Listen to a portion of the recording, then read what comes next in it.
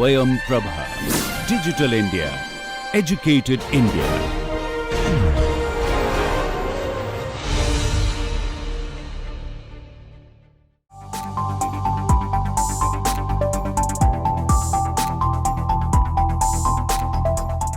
So I want to just continue this discussion of in the last class we were talking about plastics, the good, the bad, or the ugly, right?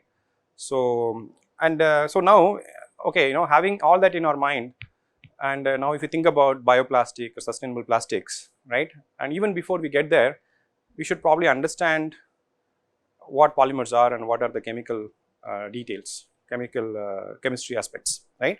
So that's what this lecture about, chemistry of polymers. Many of these things may be familiar to you, but looking at the heterogeneity of the audience, I wanted to kind of anyway start from very basic. Okay, I'm going to cover some material that we would have studied in 8th standard or 9th standard too. Okay, just to keep things informative. Okay, so here, what are polymers? So polymers are nothing but chain-like molecules which are created by combining smaller units together. Okay, so it's a larger molecule formed by linking one or more monomers. Typically, how many monomers exist in a polymer? You can ask, okay, maybe thousands, 10,000s, a lakh, or maybe even million. Okay, so you can actually create them in very many lengths. And nomenclature. So this polymer comes from Greek words. Polys means many, meros means part.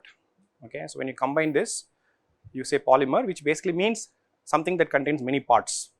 Okay, that's what the meaning of polymer. So as I said here, polys plus meros is polymer containing many parts. And here I said that they are linked by many monomers. Okay, so monomer also comes from a Greek word. Monos means single or solo, and from monos to monomers, which actually represents one single unit, right? We also sometimes, other than polymers, we also use another terminology called oligomers. Okay, oligomer is basically a shorter version of a polymer. Okay, when you have any few monomer parts added up, we call them as a oligomer. There is no clear distinction of what is a oligomer is. It's just a few parts, few monomers combined together. So you could actually have a dimer which contains only 2 monomeric units, or you can have a trimer containing 3, tetramer having 4, and few others. Okay, so oligomer comes from the word oligos, which means a few or small. Okay, so 3 things: monomer, single unit; oligomer, few units; polymer, many units. That's all. Okay, so that's the context. Now, if you think about polymer, you will see carbon is the most dominant element in all the polymers. Okay, carbon is the backbone, okay, of many polymers. So we could ask this question, like, why is it carbon is so predominant in polymers? Okay, there are a few other atoms too. There are oxygen, there are hydrogen, there are sulfur, there are nitrogen, etc. But carbon by far is the major element in all the polymers. Okay, so we want to basically understand why this is the case. And before we do that, then we have to think about bonds. Okay, because as you know, elements make compounds, molecules. Now we are talking about polymer, which are basically a long chain comprising of many such molecules.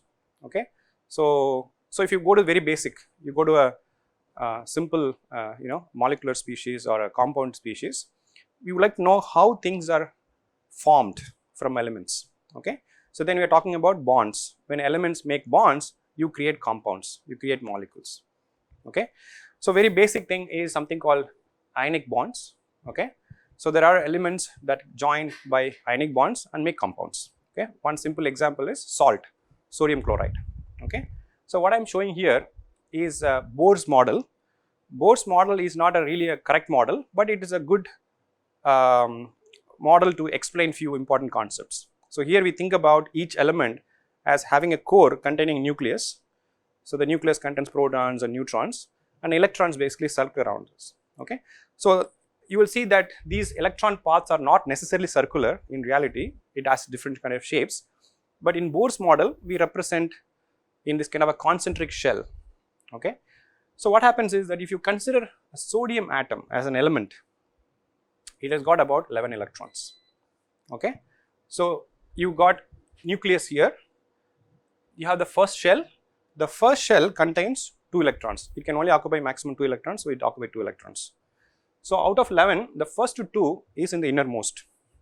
Okay, then if you look at the second shell, which is shown by the blue circle, you can actually pack 8 electrons. Okay, so you got 10 already collected, and then the outermost shell, which is shown by green, there's 1 electron hanging around there. You can actually pack more electron, but this element has only 11 electrons. The 11th electron is only going around the last shell. Okay, now if you think about chlorine, we have a slightly different picture. So chlorine actually has about 17 electron. You can see the first innermost one has 2, the second shell has about 8, and then if you look at the outermost shown by green, it has 7 electrons. Okay, actually it can take 1 more electron if needed. Okay, so we are basically have a situation where sodium has 1 extra electron that can offer. If it offers, then it has a very nice inert state.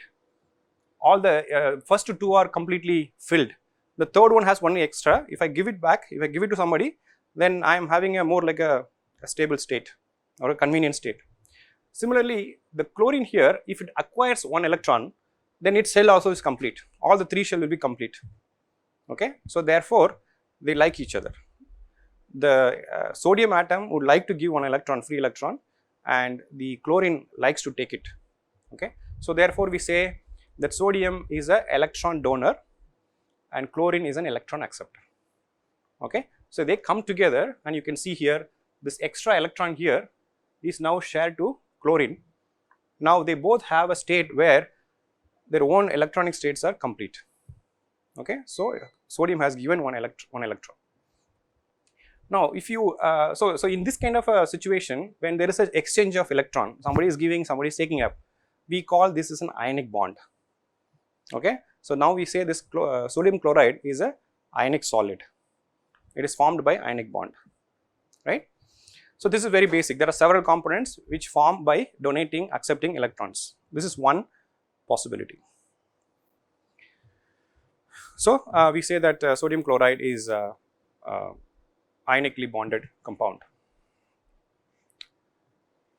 Now if you think about other elements, for example carbon, okay, I was asking the question of why carbon is so dominant in polymer systems.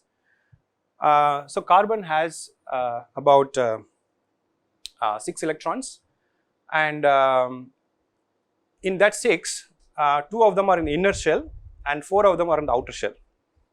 Okay, so now carbon is a little tricky fellow, because unlike sodium and chlorine, where they are okay to exchange electrons, the carbon does not want to give away the 4 electrons. At the same time, it does not want to accept also. He is very lethargic.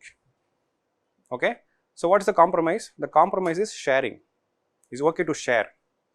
You give 1 electron, I will give 1 electron, we will share that, right? That is why carbon has a tendency to share electrons that could share 2 electrons or 4 electrons and 6 electrons. It has a multiple way of sharing electrons.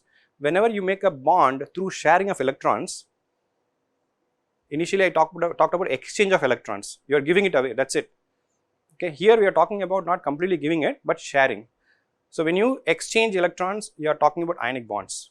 When you are sharing electrons, you are talking about covalent bonds. So carbon is an element that is very good at time sharing of electrons. What I mean by time sharing, momentarily they actually exchange electrons between itself and its neighbor. When another compound comes, it is willing to share 2 electrons, sometimes 4 electrons, sometimes 6 electrons. Okay, so that is how carbon's electronic state is determining its behavior. Alright, so we say that carbon is capable of time sharing 2 or 4 or 6 of electron by forming covalent bonding. Okay, covalent bonding basically means sharing of electrons. And this covalent bonding is actually prevalent in many of the organic as well as inorganic solids. Okay, as much as ionic bonds are important, covalent bonds are also important for making many compounds.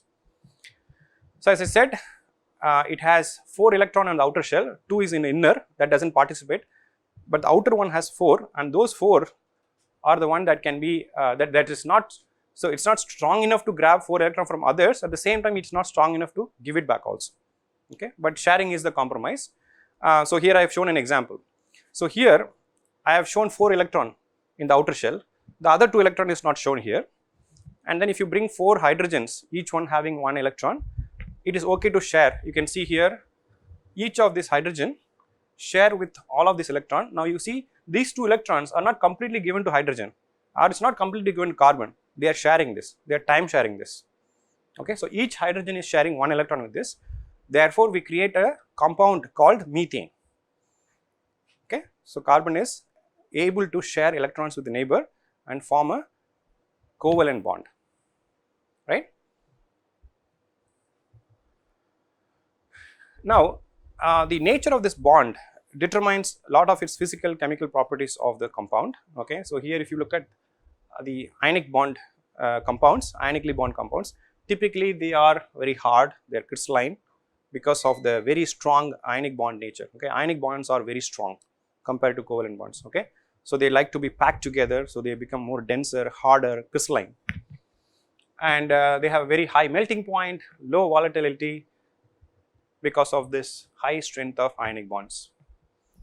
Whereas if you think about covalently bonded compounds, most of the organic and polymers, they involve back this covalent bonds in their backbone.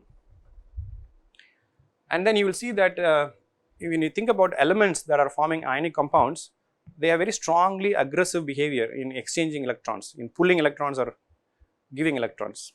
Whereas in the case of covalently bonded compounds, the elements are always willing to share the electrons, okay. So those are some of the characteristics of compounds made through ionic bonds and covalent bonds, right. So now coming back to again carbon. So the carbon, when we say it can time share, it can form covalent bond, what we are also saying is it can actually form bonds that can be a single bond like here, okay. So here I am showing each carbon is bonding with itself through a single bond, or carbons can also make double bonds, or it can also make triple bonds, okay. So this depends on how many electrons are being shared. When there are 2 electrons that are shared, we get a single bond. When 4 electrons are shared, we get a double bond. When 6 electrons are shared, we get a triple bond. So you can see the versatility of the element carbon, that it can actually make so many different kinds of bonds, okay. And that's one of the reason why this carbon is so dominant in polymer, because once you have these double bonds and triple bonds, you can open it up and then you can make a chain like molecules, okay. And this carbon-carbon bonds are the primary sources of strength in polymer chain. What it means is, when you make a polymer which contains many of the CC carbon, they are so stable, they are so strong, that's very hard to break them. That's also the reason why many of the carbon-carbon backbone polymers are hard to degrade, okay.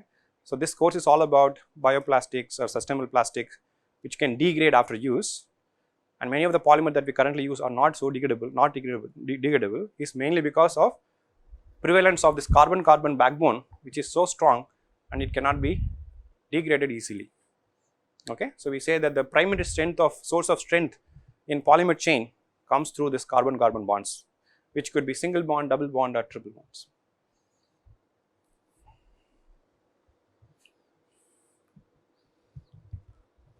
So here I am trying to compare the bond energies of various kinds.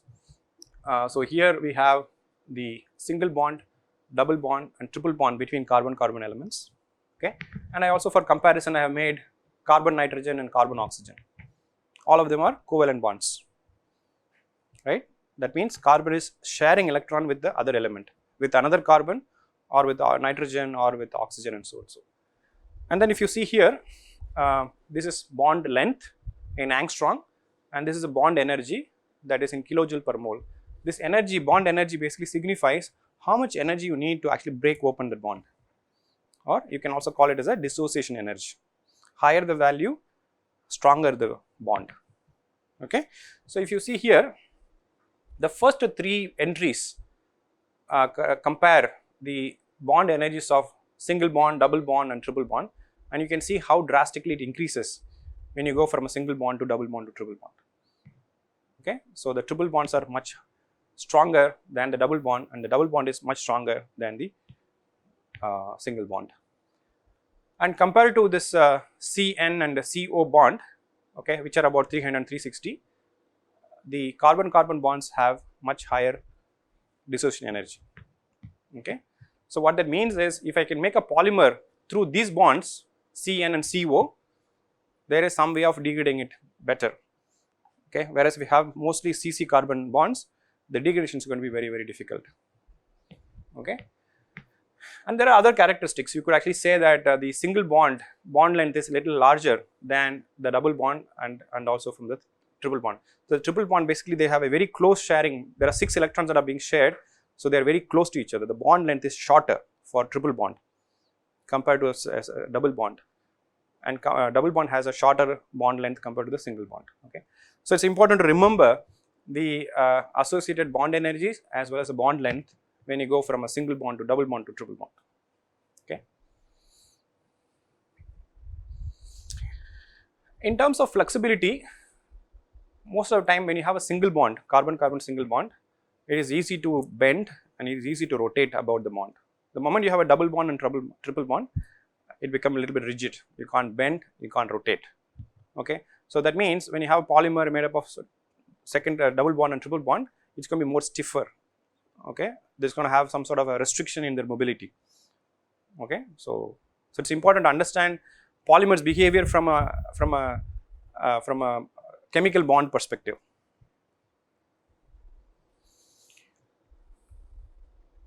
So now, so whatever I have said, that is something that we all already know, but I want to go a little bit deeper and try to understand how is it possible that a carbon is able to share sometime 2, sometime 4, sometime 6.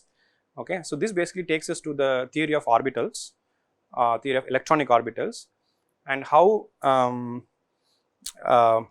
sometimes electron orbitals can actually mix and match and create new kinds of orbitals.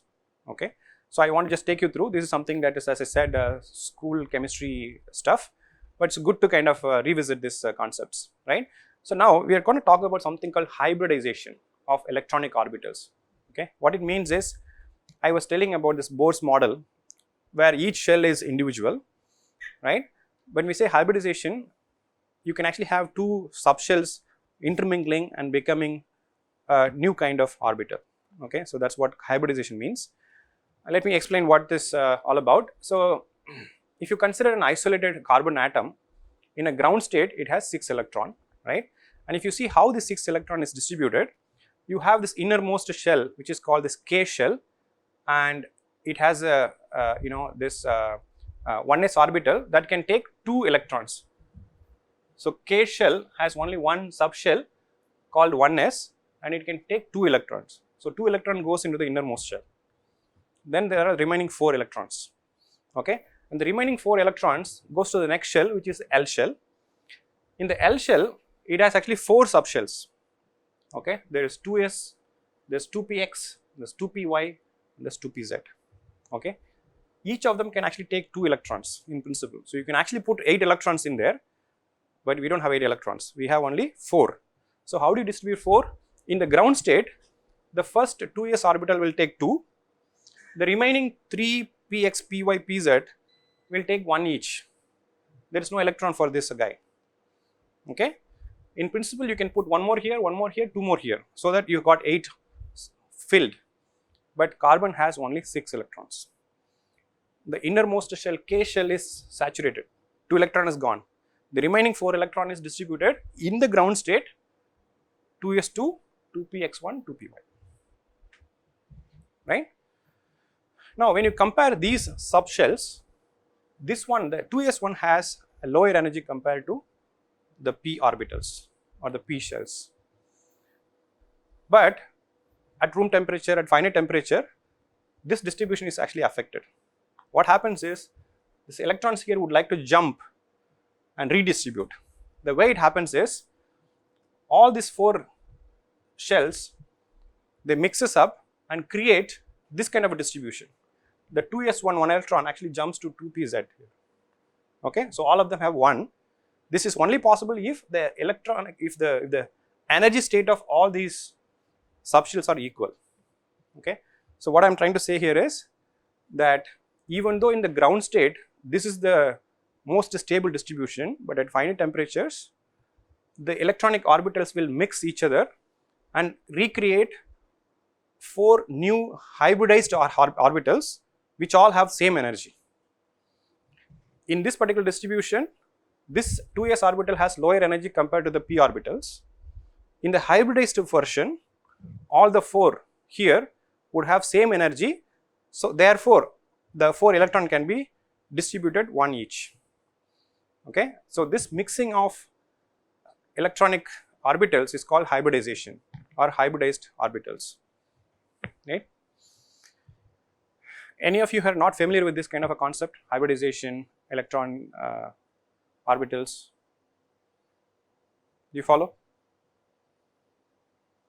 Okay. All right. So in ground state, then what happens? The final in the finite temperature case, the way that electron is distributed in carbon is the innermost shell takes 2, then the other 4 electrons are distributed in a hybridized set of orbitals, each containing 1 electron. Okay. Now, if you think about these electrons and the electron orbitals, they are not concentric circle like Bohr's model. Okay. If you solve Schrodinger equation for this kind of system, you will see the electronic orbitals take a different kind of shapes. Okay, something like a lobe. So here, when this 1 s orbital and 3 p orbital, when they all mix up and create 4 hybridized orbital, we call them as a sp3 hybridization, because 1 s orbital and 3 p orbital together mix and then form 4 equal energy orbitals. Okay, so that we call as sp3 hybridization. And here you see this kind of blue lobes. Those are the one that characterizes each of these hybridized orbitals. The electrons are most likely to be found in each one of them, 1 electron in each one of them. Okay. Now electrons repel each other, right, because they have same charged. So this is the spatial distribution of orbitals such way that the mutual energy repulsion is minimized. Okay. So this is a stable configuration of all the 4 hybridized sp3 orbitals. Okay. So you can think of a tetrahedra, okay, and each one of them goes to the vertices of this tetrahedra. Okay. The nucleus is somewhere here. Okay. So this shape you will obtain by solving quantum chemistry calculations, okay, which is a little different from the Bohr's model I showed before. This is more realistic. So if you look at the angle between these in a tetrahedra, the angle between these edges would be about 109.28. That's the characteristic of this. Once you have this kind of a hybridized orbital, then what happens is you can actually bring 4 hydrogen and then it can make methane. Okay. So when you form this methane, this hydrogen, each of these hydrogen is bringing 1 electron.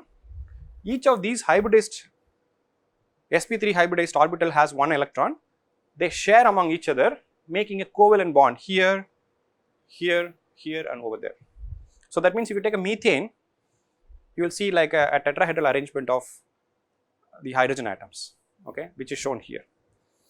Okay, and the angle between these hydrogen, the CH and CH bond would be 109.28 degrees. Okay, so this kind of a spatial distribution of electronic orbitals is called the sp3 hybridization,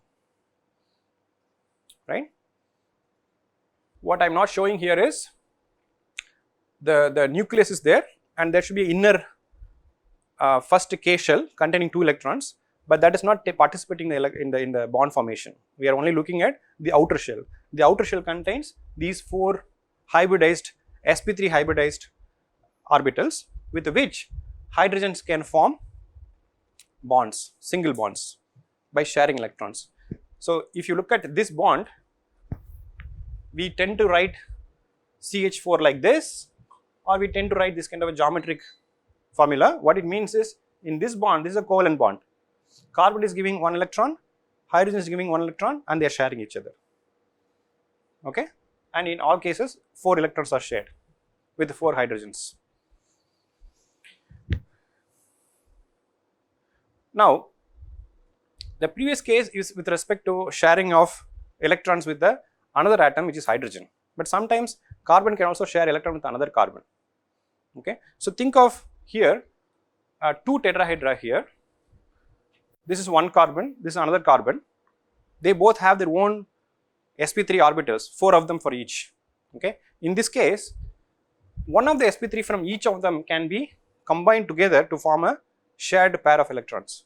So, one electron from this orbital, another electron from this orbital, they make one bond, CC bond. Then you are left with the 3 other, and this can be used for hydrogens, right. So, then you make what is called ethane, CH3, CH3. Okay. So, this carbon makes 3 CH bond, this carbon makes 3 CH bond, there is a 1 CC bond.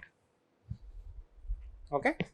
So, here we see that 2 sp3 orbital from each carbon is hybridizing to form one bond, and this bond we call as a sigma bond.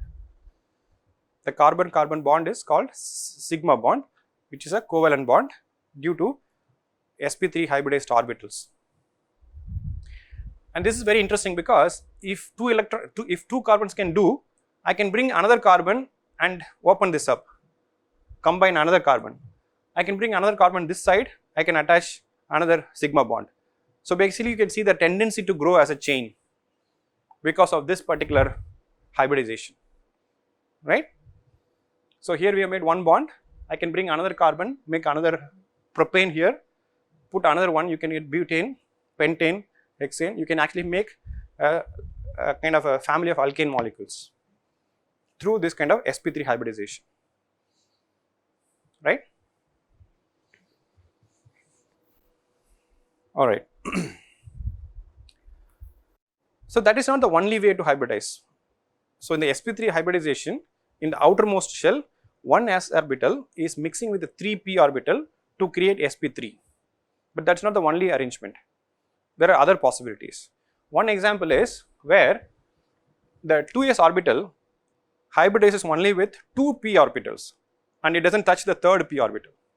So, this is the p orbital which is not hybridized, this is the original pz. Okay. Then this 2s is hybridizing with other 2p orbital and creates what is called this sp2 hybridization, 1s 2p, that mix up. You create same energy orbitals called sp2 orbitals that are actually in a planar geometry. And the fourth one, this one is actually a p orbital which is untouched. This would have a different energy than this, right. So, this is called sp2 hybridization. Okay. Let me go back. So, here what we are saying is this 2s orbital is mixing with all the 3 and makes sp3. Okay. In another scenario, let us say one of the orbital is not available for hybridization, this s is only mixing with these two, right. So, then you have a different sp2 hybridization, then you have this. And I also shown that this p untouched p orbital can either be pointing up or it can be pointing down, either way. It basically fluctuates between up and down. There is no preferred direction for this. Whereas these 3 lie on a planar geometry. Okay, this is called sp2 hybridization. Now, if you bring 2 such carbons, if you bring 2 such sp2 hybridized carbons, then what happens is that from one of these sp2, you will make a sigma bond like before. In addition, there will be a bond between this unhybridized p orbital, and that is called the pi bond. So, we are creating 2 bonds for the carbon-carbon. For this central carbon to this central carbon, there is one sigma bond because of hybridization of sp2 orbitals. Then there is another bond which is little weaker through the unhybridized p orbitals, that is called the pi bond. Okay. So, generally we write double bond like this. When you say double bond, one of them is actually a sigma bond due to sp2 hybridization. The other line that we show here signifies the pi bond. And then you can always have hydrogen here by sharing, right. And the most important thing is this pi bond participates in polymerization. For example, you can create ethylene, open the pi bond and then link with another ethylene and keep growing. So, one of the important thing for polymerization is the ability that we can break open the pi bond and then polymerize many molecules. So, polyethylene for example is made by combining many ethylene molecules, and ethylene is an alkene, it is an olefin containing two bonds, one of them is pi, other one is sigma. Sigma bond is strong, pi bond is weak. So, you open the pi bond and you combine with another ethylene molecule and you go. So, that is why it is so facile, so easy for making polymers with carbon because of this hybridization possibilities.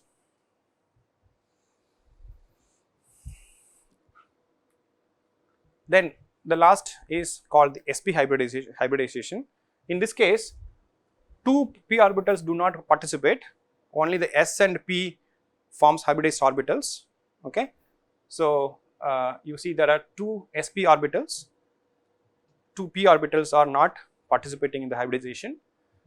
Then what happens is that when you bring two such sp hybridized carbons, you will create one sigma bond through the hybridized orbitals, and then you will create two pi bonds from each of this p bond. Okay, I am color coded differently. This is one of the unhybridized p shell, this is another unhybridized p shell, each one of them can make a separate pi bond.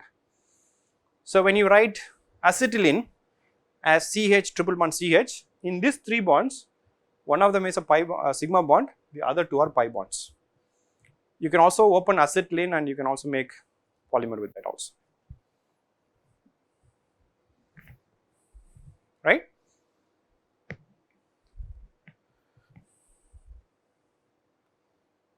Okay, so I think this I will probably skip for the next class. Yeah. Okay. Yeah. Any question at this point? So what are we trying to say? We are trying to say that the carbon is something very interesting in the fact that its ability to actually share different number of electrons through hybridization, sp3, sp2, sp, through which it forms this single bond, double bond and triple bond, and that become very essential for polymerizing. Okay, so that is a key point. And any questions? You are all with me? A little bit of a chemistry class on a evening. Go back to your class notes if you have. Refresh these ideas. So it's very important to understand the molecular aspect and and the reason why carbon exists in many of the polymer in stability. Okay, so we'll stop here. I have to rush for a meeting at 5:30, so I'll stop here, and we have a class tomorrow, right? Yes. Okay, we'll meet in tomorrow's class.